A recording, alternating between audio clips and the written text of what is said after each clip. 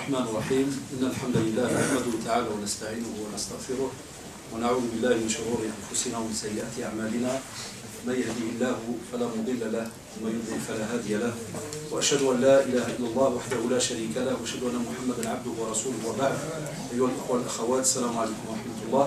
Ici donc une personne nous dit donc il dit je suis père d'une fille de 15 ans, elle prie, elle jeûne.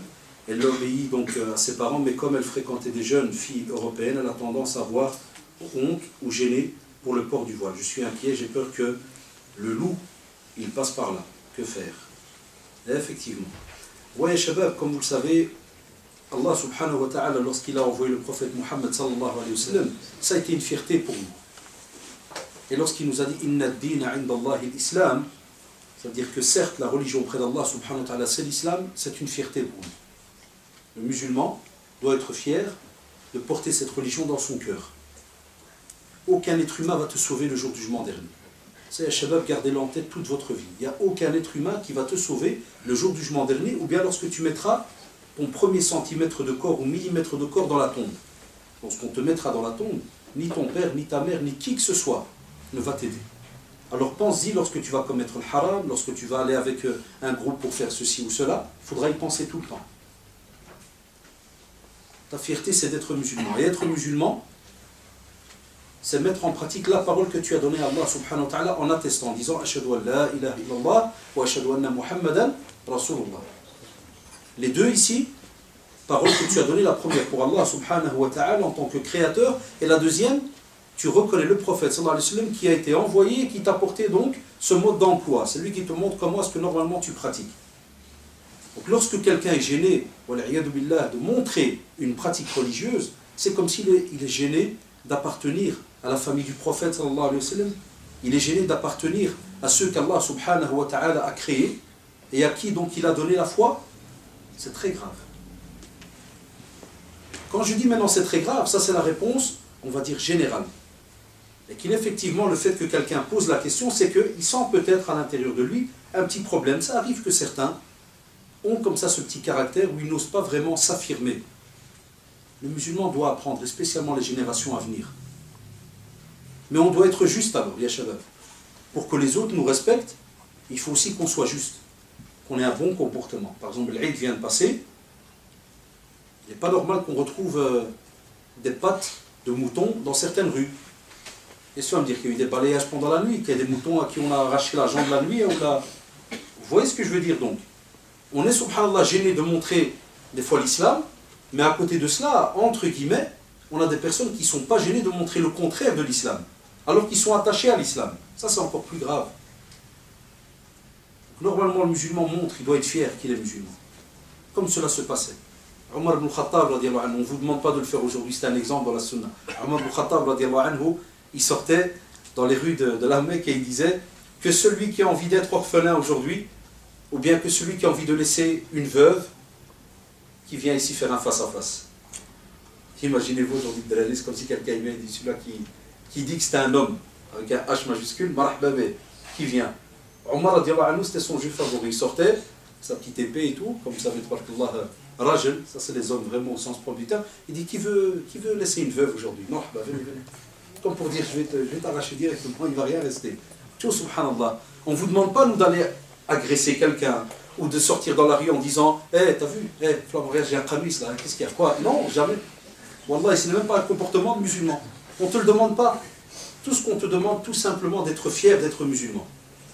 Et ne jamais laisser shaitan Allah ouvrir ne fût-ce qu'un petit trou dans ton cœur pour y mettre la gêne et la honte par rapport à l'islam. Et donc, comme on dit toujours à nos parents, et c'est ce que nos imams, jazakumullah, aussi font, il faut toujours invoquer Allah subhanahu wa ta'ala pour nos jeunes, pour nos enfants, toujours. Parce que c'est vrai que les temps, ces derniers temps, sont durs. Spécialement, Ikhwan, je vous le dis avec toute franchise, le vendredi par exemple. Entre nous, le vendredi, il y a des fois des jeunes où il y a congé. Est-ce qu'ils viennent avec un beau kamis blanc, couleur très aimée du prophète sallallahu alayhi wa sallam? Est-ce qu'on le fait? Entre nous, quand il y a congé par exemple, non. Deuxièmement, on vient par exemple à la mosquée pour prier. Ça peut arriver, Wallah, vous avez raison, des fois on peut venir du travail, de l'école, des fois... mais est-ce que vous avez remarqué ce qu'on a dans notre habitude, de temps en temps, de montrer que vraiment, voilà, à un certain moment, voilà, j'ai aussi ma spécificité. C'est pour ça que c'est tout un grand débat chez certains, politologues et autres, hein, et politiciens et ainsi de suite.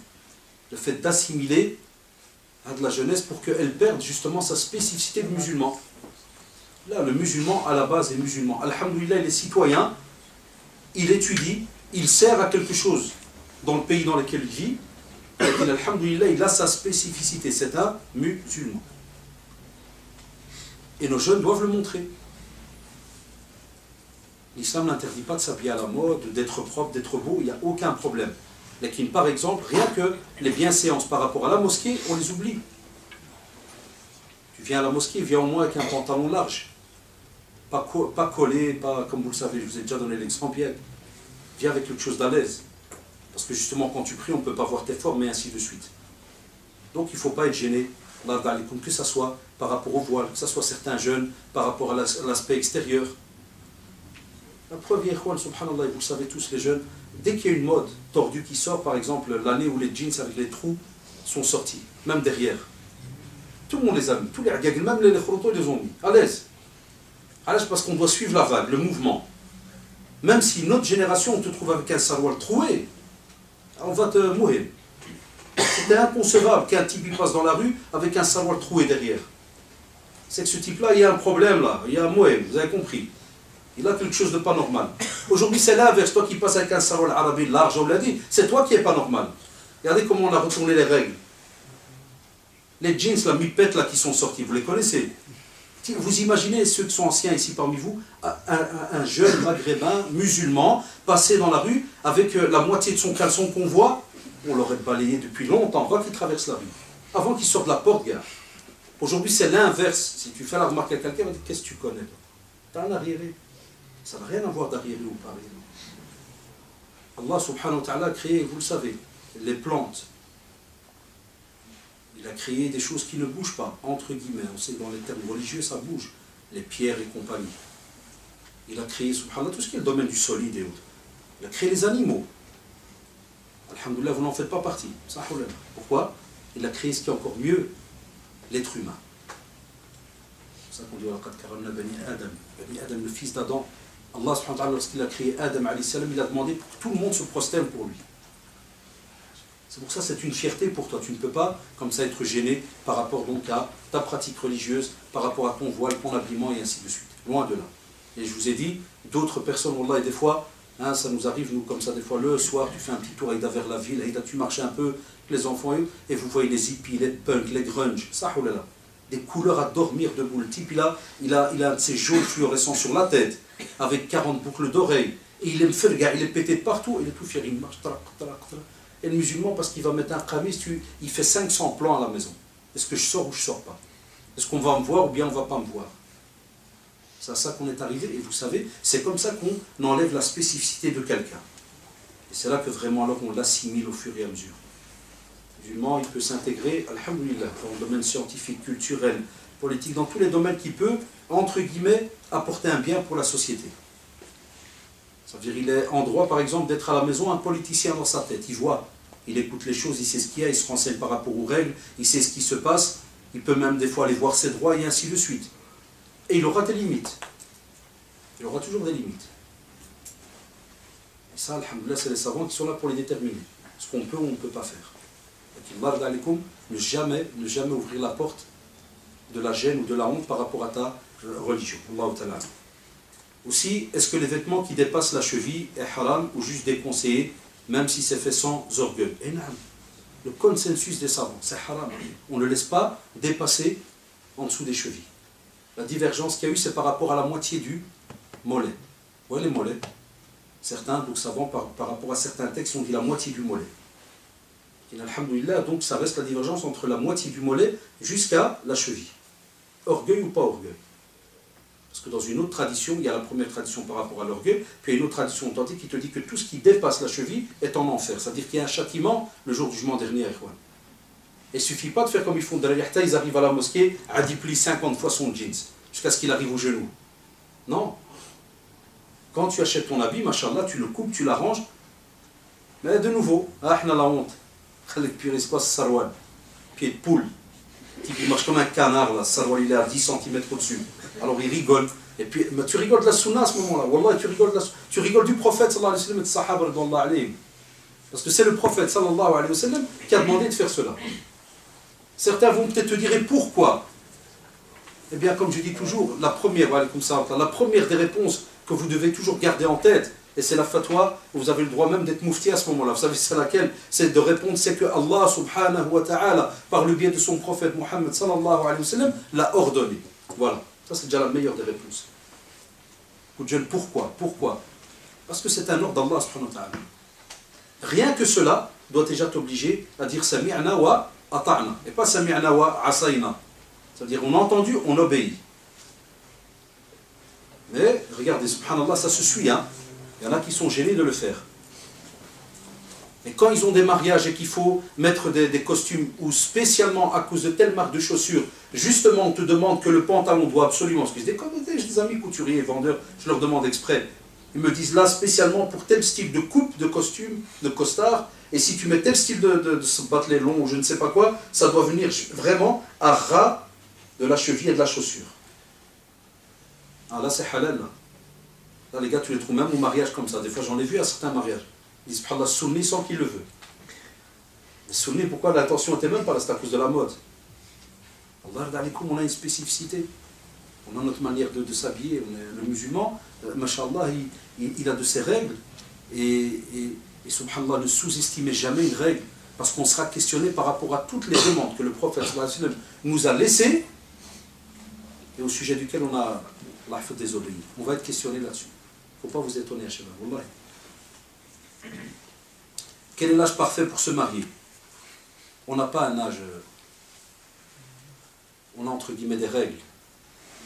Et une des règles la plus importante, c'est que tu arrives à maturité, que ton cerveau arrive à maturité. C'est pas parce qu'aujourd'hui on va te dire, oui, parce que dès que tu es pubère. Aujourd'hui on a des gars même à 20 ans, et il est peut-être pubère à cause de 2-3 poils qui sont sortis, hein, mais le reste, un sauté, il est fou. Hein. Ah, il se bat encore pour une PSP, peut-être un câble, s'il ne trouve pas un câble de chargeur, il devient un peu le type. Wallah. Les règles ont changé, il fut un temps, na'am. Très jeunes, on les mariait. Et on leur apprenait c'est quoi la responsabilité. Et voyez, vous avez le meilleur des exemples, subhanallah, en partant déjà du prophète, sallallahu alayhi wa sallam, vous voyez vos parents. Combien dans nos familles, nos arrière-grands-parents, tu trouves 16 ans, ils étaient mariés. Mais c'était des hommes, là, depuis petit, on leur apprenait la responsabilité. Aujourd'hui, on vous dit, voilà, il faut toute une enquête. C'est pour ça que je dis aux jeunes, même s'ils arrivent à 18 ans, 19 ans, ils doivent absolument poser des questions autour d'eux, à ceux qui l'aiment. Il y a un CD, vous pouvez y revenir et l'écouter à votre aise, qui s'appelle le choix du conjoint. Et on vous dit, posez-vous des questions à vous-même déjà, posez des questions à ceux qui vous aiment bien, à ceux qui sont autour de vous. Et dis-lui, voilà, toi tu me connais, j'ai envie de me marier. Sois sincère vis-à-vis de moi. Est-ce que vraiment je vaux la peine? T'en as, il va te dire directement, t'es un gamin, tu es un fou, t'es ceci, t'es cela. Vous allez voir, Allah, vous serez étonné. Et puis, subhanallah, on voit aussi, parce que certains savants, ils te disent, il faut aussi voir le domaine des connaissances religieuses. Il faut aussi voir, est-ce que tu as les moyens de t'occuper de cette épouse? Parce que des fois, tu peux avoir un âge, entre guillemets, parfait. Tu peux même avoir 20 ans, on va dire tu es dans les règles. Lakin subhanallah, si on va voir côté matériel et autres, tu ne sais pas t'occuper de cette épouse. D'où les savants ont rentré le mariage dans les 5 préceptes. Il peut être haram, halal, mubah, wajib. Imaginez-vous, ya shabab. Même makruh pour certaines personnes. Parce que des fois, tu peux aussi avoir l'argent, tu peux avoir l'âge comme il faut, mashallah, tu peux avoir un appartement, une voiture, mais comme qu'est-ce qu'on a dit tout à l'heure, le cerveau, il ne colle pas. Le cerveau, il ne tient pas, il ne suit pas. Donc celui-là, de nouveau, il a un autre problème. C'est pour ça qu'on vous dit, faites votre possible pour au moins, poser des questions autour de vous quand vous sentez que, et spécialement à Shabab, quand on sent que Satan en Allah, il commence à vous pousser pour aller comme ça vers des relations qui sont haram, vers les filles et autres. Commencez alors à penser, hein, à jeûner pour un peu calmer, comme l'a demandé le prophète, pour un peu calmer les ardeurs de certains. Deuxièmement, commencez à poser des questions autour de vous, pour voir qu'est-ce qui vous manque pour le mariage. Parce qu'il faut aussi de la science, il faut de la religion quand on se marie. Parce qu'on continue son éducation dans le mariage. C'est très très important de l'art d'Alikou. Et il faut s'entraider, parce que plus tard on va transmettre à des enfants certaines choses. Est-ce qu'on en sera capable? Donc c'est pour ça qu'on vous dit, il n'y a pas spécialement que l'âge qui entre donc en compte. Est-il vrai qu'on n'est pas obligé de faire l'istinja quand on fait un gaz? Et non. Le gaz, comme vous le savez,